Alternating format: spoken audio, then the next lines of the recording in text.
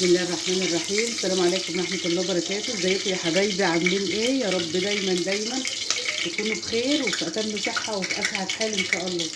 النهارده هنعمل مع بعضينا اكلة سريعة سريعة سريعة كده. هنعمل مع بعض، نحمر مع بعض كلاوي. انا حطيت معلقة سمنة في الثوم بتاعي،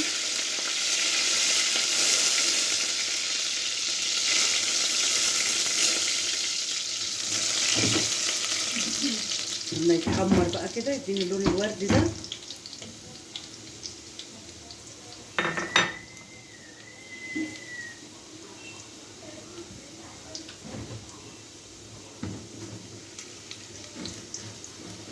تحمر البصله معايا اهي، ادتني اللون الذهبي. الكلاوي بتاعتي اهي هروح حاطاها.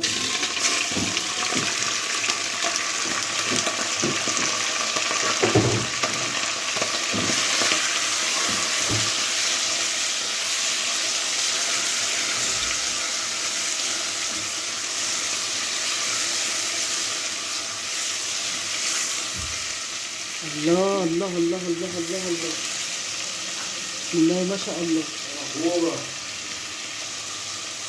حط لنا بقى شويه فلفل اسود اهو.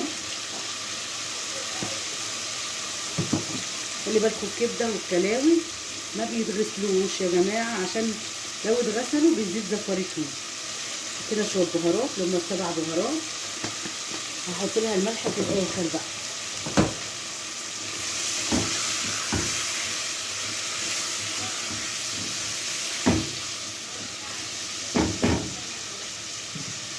هحط لها قلب نص كوبايه ميه.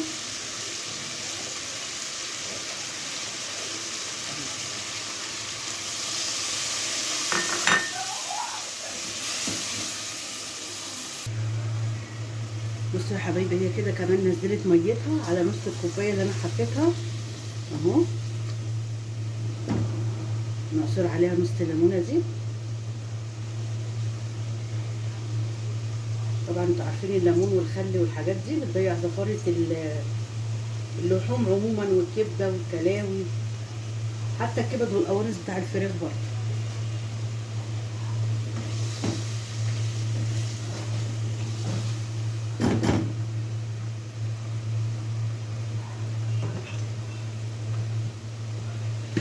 شويه ملح بس كده عشان انا هنزلها.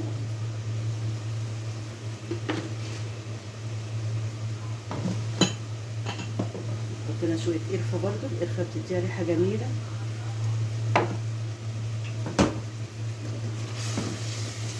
تاكلي احلى كلاوي اهي.